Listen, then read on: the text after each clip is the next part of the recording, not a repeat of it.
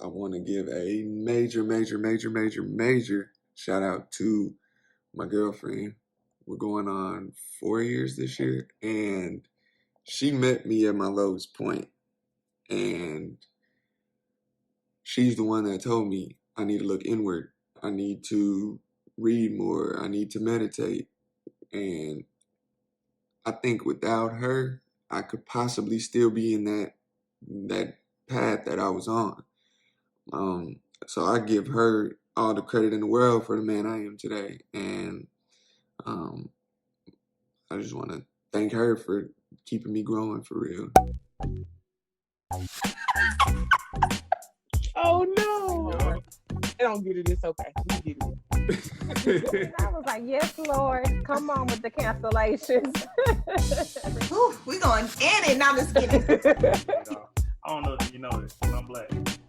Am I good? He's with the best of them.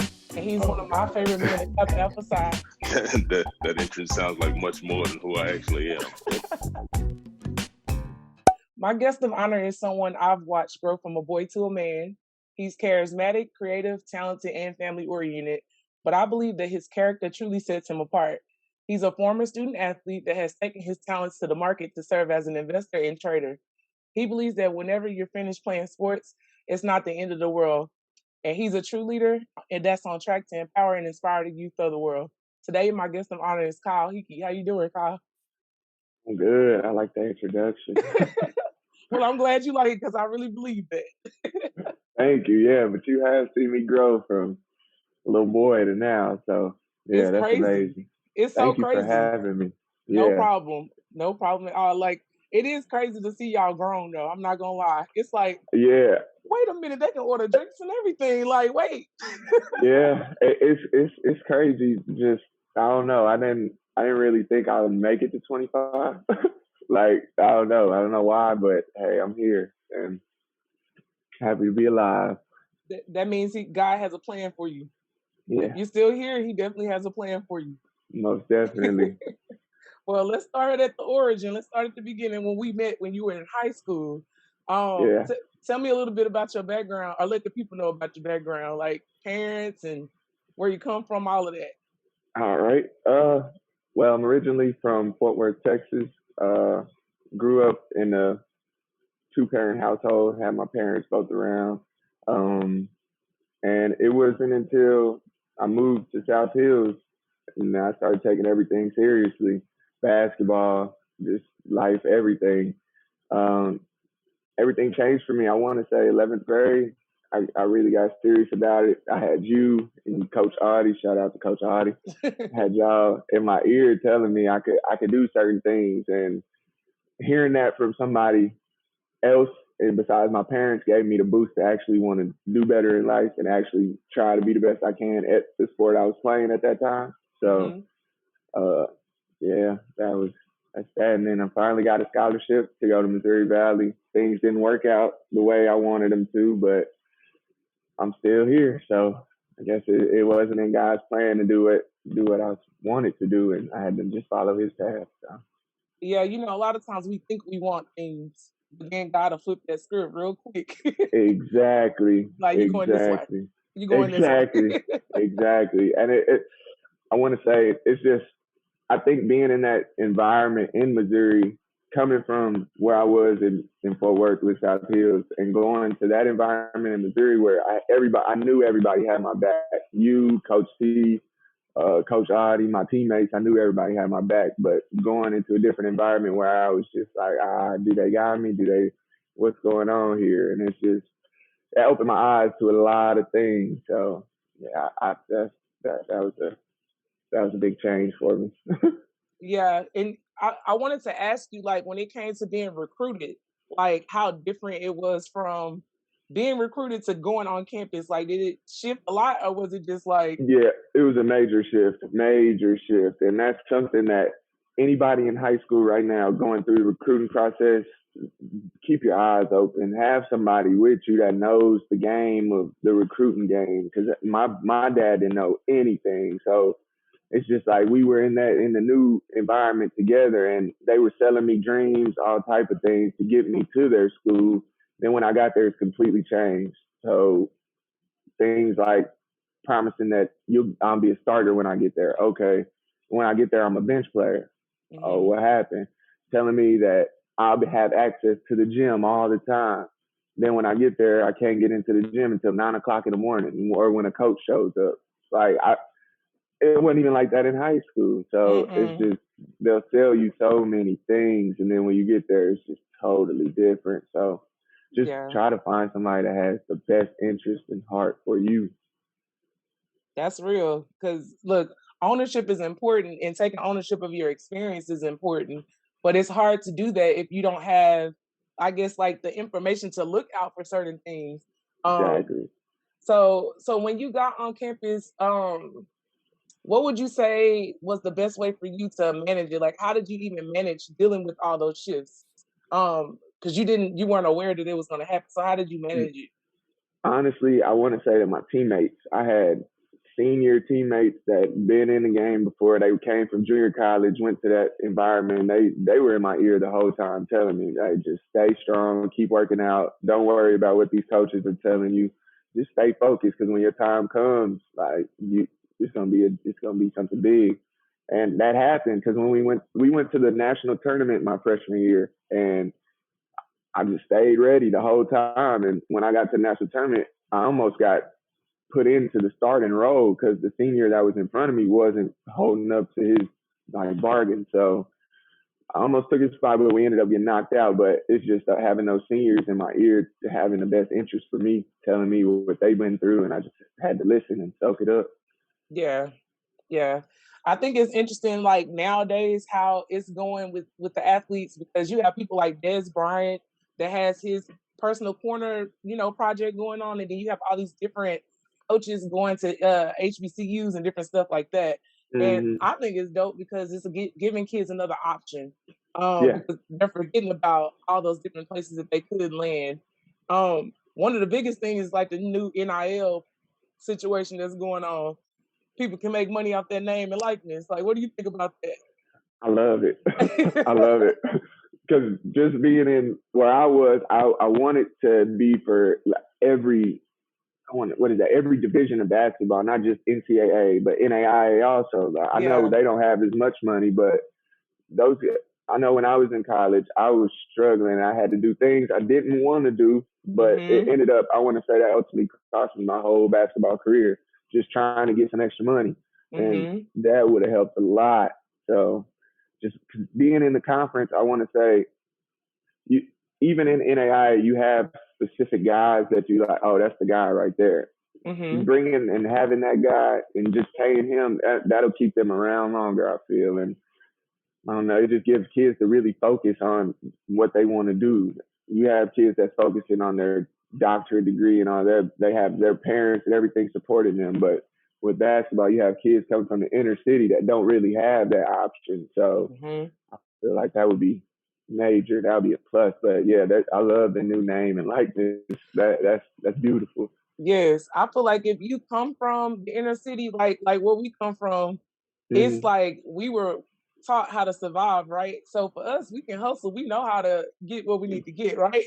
And I think that this new thing is great because if you want to eat, you will. Exactly. Like, you will eat if you are hungry enough. Yeah.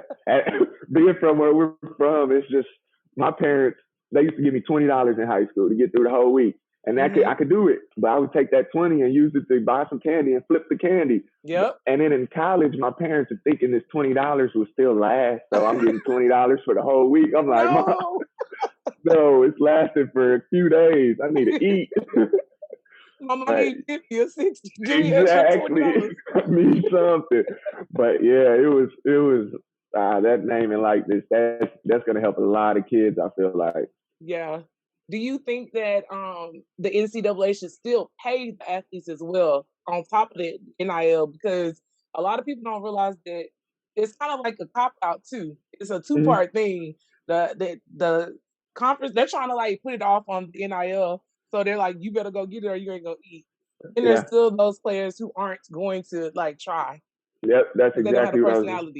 Exactly. And then you have bench players. You have guys that they get there just like how I was freshman year. You get there, you can't build no name and likeness, especially if you're not a top rated recruited guy coming out of high school. Yeah. So how are you going to build that following if you don't have any experience doing it? So yeah, I feel like they should pay everyone on the team. I don't care if it could be minimum wage, but at least they're getting something. Yeah. Yeah. It would keep all the people time focused. we dedicate into the sport. So it's just we don't have time to get that job. So Yeah. pay us like so. Yeah. Take me through a day in the life of a student athlete. Like when you wake up, I know it's crazy because I work with athletes, so I'm like, I want you to tell them so they don't have to hear it from me. Yeah. All right. So typical day at Missouri Valley. We woke up. So I'll give you from when it was preseason and training, and then this was the killer. So we wake up 5:30 in the morning, get to condition for an hour, and then we have 30 minutes to go eat and shower, and then you have to get to class by 8:00. And once you get to class, you stay in class. You got one class, two classes. You get a break, go eat your lunch, go back to class. You get a break, and then around 3:30, 4:00, we would have practice. So by the time I'm in practice, I'm drained, and you have to give it all you got because if you're not in practice, those college practices are totally different. And I thank Coach T for preparing us because he ran us. He ran like South Hills, like a college program. He did. And so I was kind of prepared for what was going to happen. And it was just those conditioning that we get to, once those practices last an hour and a half, 2 hours, and it's intense defense. You can't let up the whole time. So we're finishing about 4:30, 5:00, 5:30. On a bad day, 6:00. Sometimes we even missed dinner. We couldn't even get to dinner. So we had to fend for ourselves. And that's where the paychecks would come in handy. Because if we couldn't eat, we had to go to Walmart. We had to go to Sonic somewhere. So by 6:00, we're done. You still have to do all of your homework. Make sure you have all of that done so you can get to class the next day, have everything prepared, be in bed by a certain time so you can wake up at 5:30 to do it all over again. So it was brutal. But I want to say it taught me discipline. Like I had to really figure it out. Like, okay, I got to set me a schedule, figure out I can't go out with my friends at this time. 10:30 is my cutoff time. I can't go out with you. I have to be in bed by this time so I can be up. And yeah, that was, and I don't even, if you missed the day, if you missed that conditioning, if you overslept, it was double conditioning the next day. So yeah, it was tough. It was tough. But those days were long, but they were fast. Like, if that makes sense. Oh, it made perfect sense. Yeah, it felt like it was forever, but you look up and it's already 11 o'clock at night. Like, what happened to my day? Yeah, it was 8 up. quick. That's crazy. It was brutal. And I think it's interesting, like how people, they really think it's gonna be like high school, and I'm like, nah. Not at all. Not at all. I wish it was like high school. So with your schedule being like that, was it difficult to socialize, like to even like meet people that weren't athletes?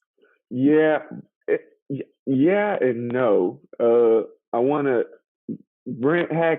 give Brent Hackett a shout out because before that was my trainer going into college, and he told me he's like the college schedule is gonna like eat you up. Like you gotta. So whenever you're in these classes, whenever you're in class, socialize. You're not gonna have the time to do it while you're walking around. Like when you're just out and about. He said use that time to get familiar with different guys. And there was one guy I actually met. His parents or his grandparents invented like female Viagra. And wow. So it was just cool to have that connection. And he's just telling me different things. And I met so many different people just by socializing in class. So, and that's the difference from high school and college. You could actually socialize in class and not get in trouble for it. Yeah. And so it's just, I want to say that socialization in the class environment or in the cafeteria those were the major times for me. But outside of basketball, it was just my teammates and the guys I knew in class. But that was pretty much it. Well, I'm glad you took advantage of that because like that is where you have to start the socialization. Like in class, a lot of people are quiet, especially athletes. They try to Yeah. be invisible, which I feel like you want to be more vocal because they're gonna put those stereotypical things on you because you're an athlete and you have to fight through that already. So you might as Exactly. well And be yourself. exactly. And I feel you already know me. I'm an outgoing kid. Like I talk to anybody. So Yeah. being in class when I was doing that my freshman year, I had a few teachers pick up on that. They were like, "Oh, so Kyle, what sport do you play?" And I would tell them, "Okay." And then the games would come up. I'll look up and I'll see a few of my professors up there. Wow, okay.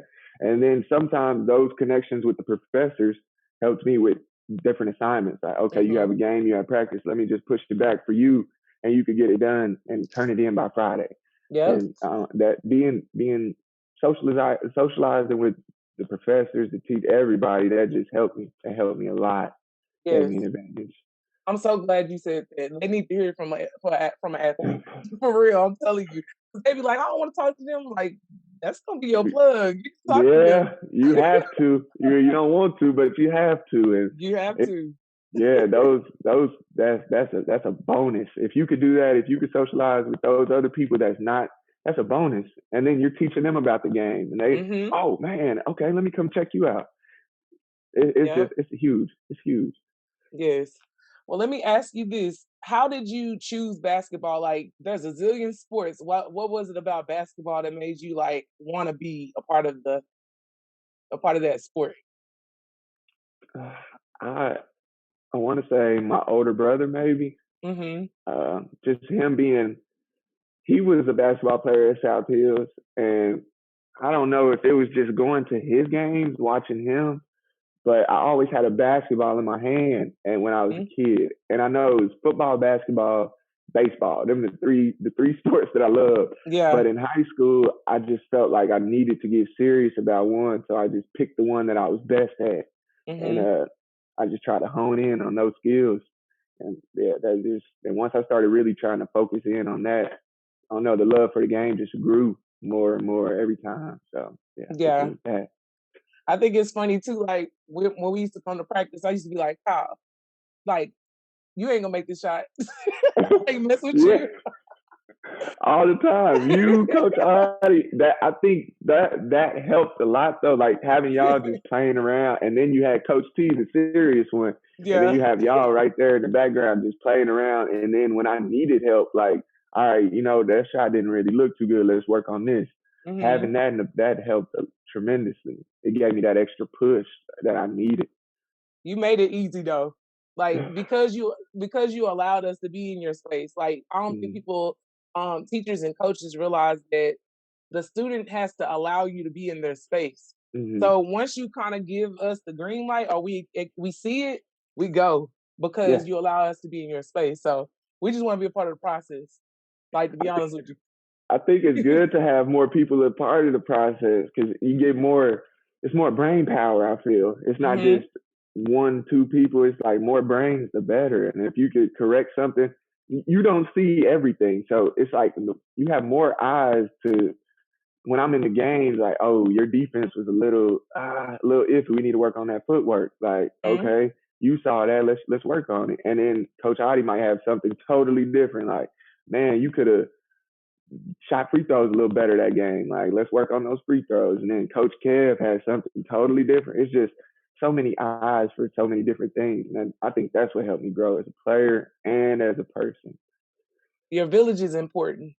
Your village is definitely important. And like, I just want to talk about your parents real quick because I know like just how they were so supportive. Like they were always there, always at the games, not just there, but decked out in gear. Like they ready. Like, so tell the people about like how supportive your parents were and how they did everything they could for you.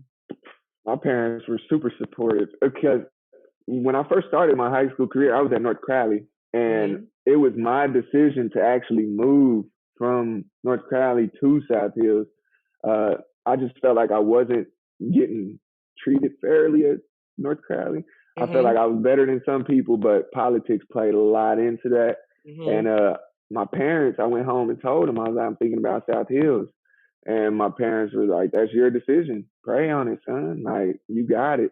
And we support you with anything. And when that was ninth grade, going into 10th grade, and when they let me know, like, they're giving me the decision, like, they're making me make grown-up decisions now. Like, I can make these decisions, and I know I'm going to have their support.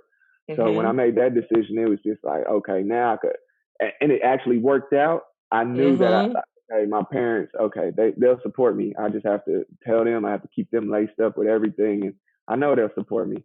And that's the same thing that happened in college. They couldn't make the games, but they were there on the podcast, on the telecast all the time. Every game they were there. So yeah, their support played a big role, and just, I don't know, that helped me a lot.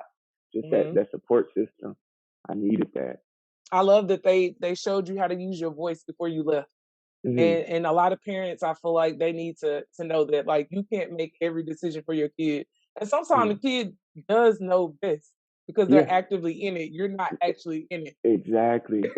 And kids have, I want to, like, being my age now and seeing kids that were like 17, 16, 15, seeing them now, I'm just like, dang, some of these kids are smart. Very smart.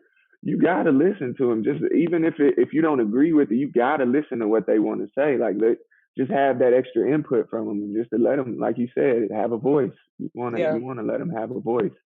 When they get older, it's not always going to be like that. That voice, that they grow up and now they're shut out from when they were a kid. Now they can't speak up on anything when they're older. So that's true. Yeah, I feel like that's major.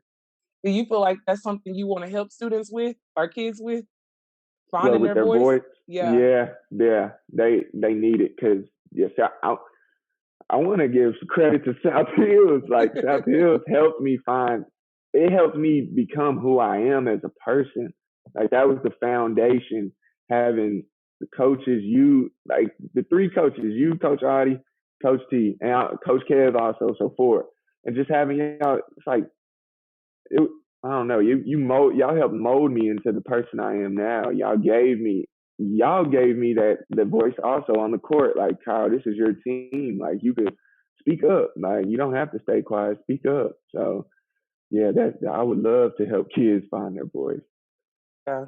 I appreciate you sharing that, because, like I say, we love y'all like y'all are kids. So yeah, I love y'all. I love y'all for sure, because, man, y'all helped me so much, and I'll never forget it. Like, I keep that in my head all the time with what I'm doing now. Everything, it's just, y'all helped me so much. Well, let's talk about what you're doing now, because I feel like the things that you're doing now, a lot of people feel like they can't do that. Like, it's like taboo, kind of like, where my money going? I don't know how to invest. Like, let's talk about that real quick, because I feel like the fact that you're doing it this young, that's what's up. Yeah. So thank you for that. But it was, I want to say, my junior year in college. I was on the brink of losing everything in basketball. Like, I had failed a couple drug tests, and I was just almost on my way out. And so I just typed in on Google one day, like, who makes the most money? And like, what degree, like, what can you do to make the most money? And there was nothing in what I was majoring in. I was majoring in kinesiology. So there was nothing really for a bachelor's that was really paying like that. So I'm like, okay. So I would see Warren Buffett and all these people on Google. I'm like, okay, what are they doing? Let me figure this out.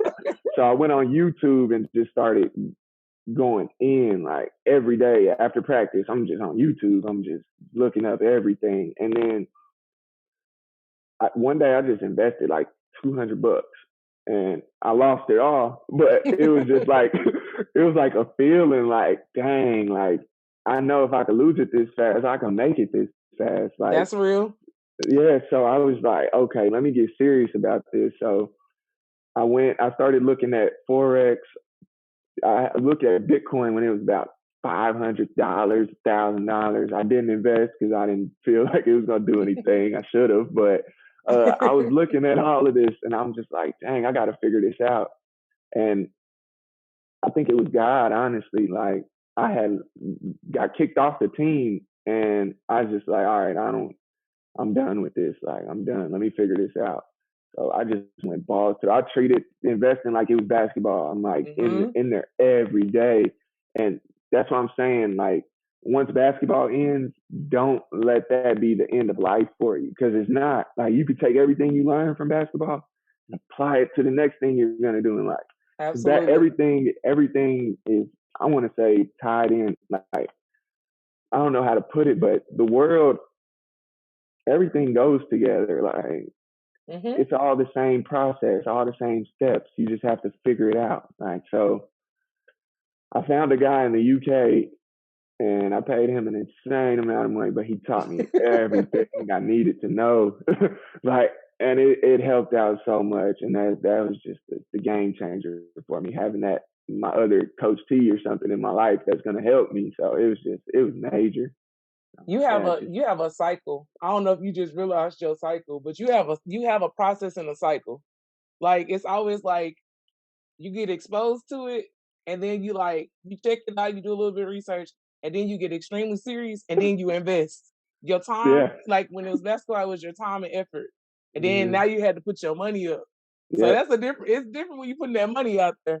Yeah, it's a big thing. I would say at the beginning I lost so much money, like $20,000-$30,000. I lost so much money, but the lessons I learned in that time are just invaluable. I wouldn't change anything just because of the lessons I learned from that. And that's the same with basketball. Like, the lessons I learned with basketball, I wouldn't change any of that. Like, I would keep it the exact same. And it's just nuts. I think it's crazy how, I really believe this, that like your sport is just giving you a platform to like either discover your other gifts, or it's just like equipping you with more skills, right? And a lot of people, they're so focused on the sport because that's the only talent they identify with. But you have numerous talents.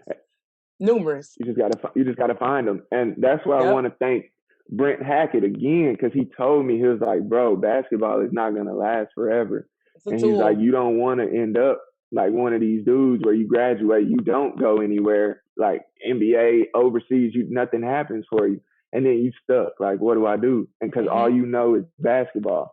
Like, when you get to college, that goes back to what we talked about earlier. You want to socialize with these people, figure out what people are doing, because you're going to meet some rich people in college. Yes, you are.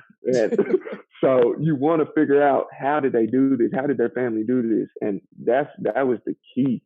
And I want to say, pay attention to what you were interested in like when you were younger, middle school, like elementary, because I know when Twitter, it didn't really click, but I know when Twitter first started, my name on Twitter, I was like 7th, 8th grade.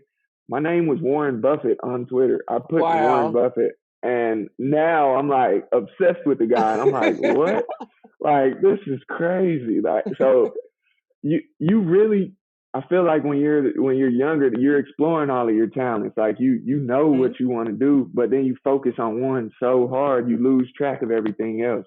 You just go back, just having that time to think, look back on your life, like, okay, what was I interested in when I was this age? What was I?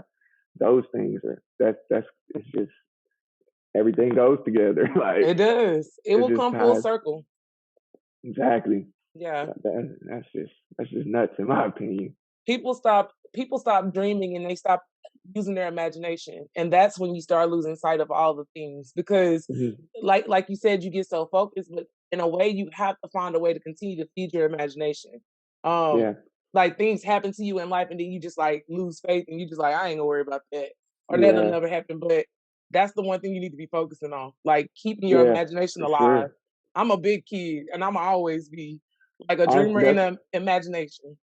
Same way. I'm the exact same way. And I want to say, like, because I know kids are going to go through this stage, because I did it. But when basketball ends, don't put your time to something else. Because I went through a stage of depression and nobody wanted to hear me. I was telling people like, man, I'm depressed. And people just like, bro, you're not depressed. Like, I see you all the time. You happy. That doesn't mean anything. Like, It doesn't. you could put on the front, on the outside, but once basketball ended, I was really depressed. I didn't know what was going to happen. And then I was already doing other things that I didn't need to do. So it was a lot of stress on me. And I'm just like, man, what if anything could happen? Anything could happen. And what's going to like, what am I going to do? If I die today, I'm just known as a former basketball player. And I didn't want that. So it took me, I had to start meditating, praying like crazy. And that's what got me out of the depression phase. And that's just as real as I could get. It sucks that people weren't taking you serious though. And a lot of times, especially in our culture, they don't believe that depression is real. And I'm like, it's very real. And there are people who can function. I was depressed when basketball ended for me. Yeah. I had scholarships lined up. My niece said no, ma'am. Like, you know what I'm saying? So it's just you have to look inward like you did and find out like what is God trying to direct me towards? Because at the end of the day, we're not in control, he is. So exactly. Once you let go of that, you got it. Yep. It's on his time. So but let me ask you this, like what role does God play in your life? Plays a big role in my life. I feel like without God, I'm really nothing. Like I need, and I don't know, college really helped me. I guess being that alone time by myself, not having my parents, like, cause my parents are huge. You know, my parents are huge Christian believers. They're in the church heavy. So, and they would tell me this all the time. I was like, man, I'm good. I got it. And I had to figure that out myself. Like, God, he's the ultimate. He controls everything, man. Like you might think you're gonna do this on this time, and no, that's not the case. So just having that. I mean, just praying every day, that helped me. Meditation helps me, and it's just he showed out. I'm not gonna lie, like. Because there was a time, I'm going to just say, like, there was a time where I had a lot of stuff in the car that shouldn't have been in the car. And a state trooper got behind me. My parents were in town, and a state trooper got behind me. And I was smoking, it was just dumb decisions on my part. The state trooper got behind me, was behind me for 10, 15 minutes and never pulled me over. I was in so many positions where things could have happened and they didn't. And I know that showed me God is real. Like, don't take anything for granted. Like, God got you, man. Like he showed himself. Now it's up to you to go to him now. He's showing himself. You got to go to him. Like, you can't just, okay, put him on the back burner. Because eventually he's going to, all right, he didn't want to listen. He will demand your attention. And that's the last thing you want. Because he'll do it in a bright way, like exactly. a loud way. Exactly, loud and clear. And it's just nuts. And it's just like he still showed himself even when I got out of that environment. Because one of the guys I was with every day was 15 years old, and as soon as I left, he ends up getting shot and killed.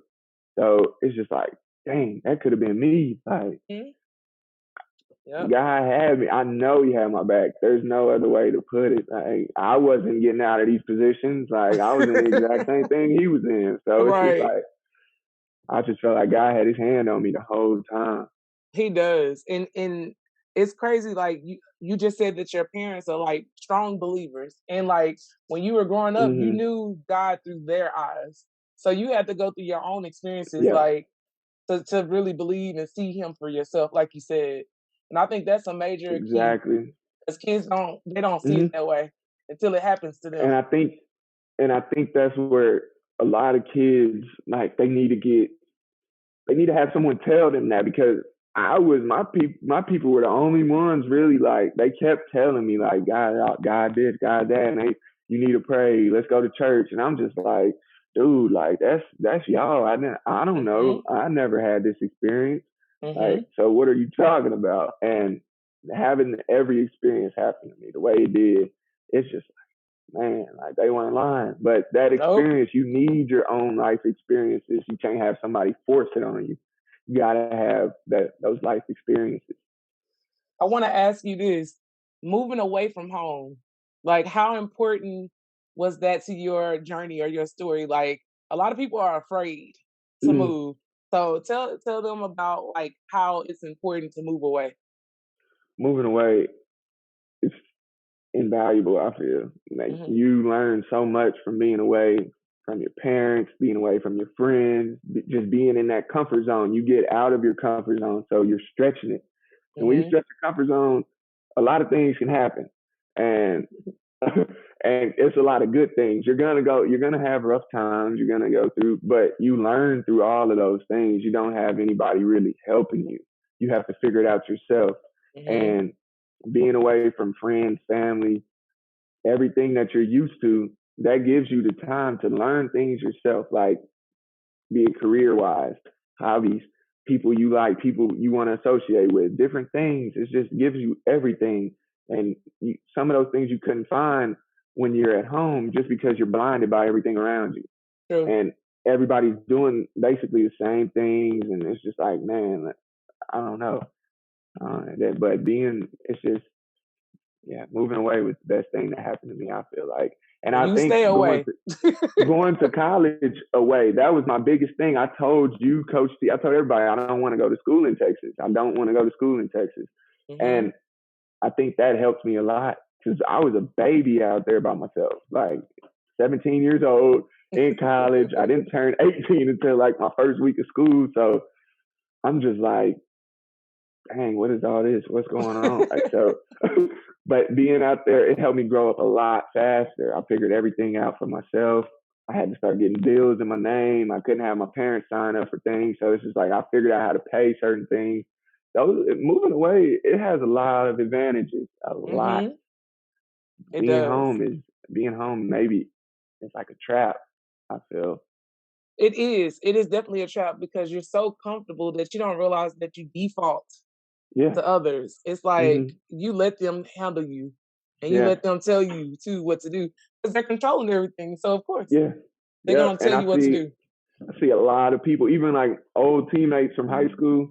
I look and I'm just like, dang, like I know this ain't you. Like if you were somewhere else, it would be totally different. You could be figuring something out. But just being home in that comfort, you just get used to it. And like they say, comfort is a drug. And then if you get too comfortable, it's just you get complacent, and then that's it. Like Yep.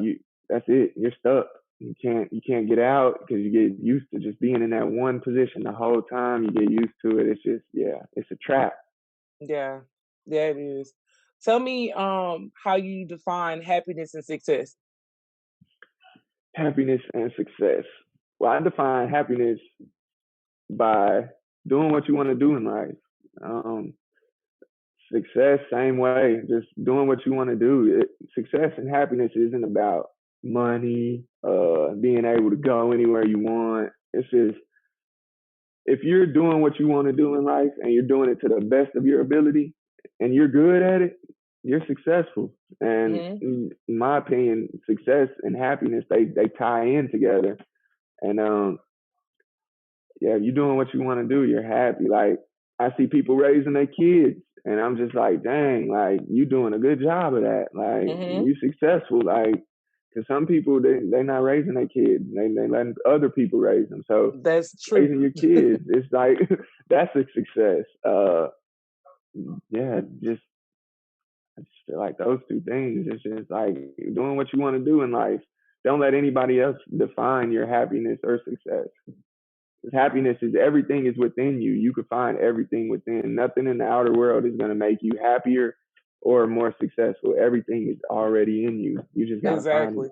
Exactly. That's real. Everything is already pre-built in. You just have to Yeah, discover it on your journey. That's about it. exactly. What advice would you give a 20-year-old that's like about to either go into the workforce or like, just what general advice would you give them? Learn as much as you can. Hmm. Like, I know I didn't really start reading until after college, and I've read so many books, Mm-hmm. and it's just those books have opened me up to a world I would have never seen. Like, and so I just feel like read and learn as much as you can. Get serious about what you want to do in life, and just go balls to the wall with that. Like, Mm-hmm. nothing else matters. Don't party. The partying can wait, and all of the other stuff can wait.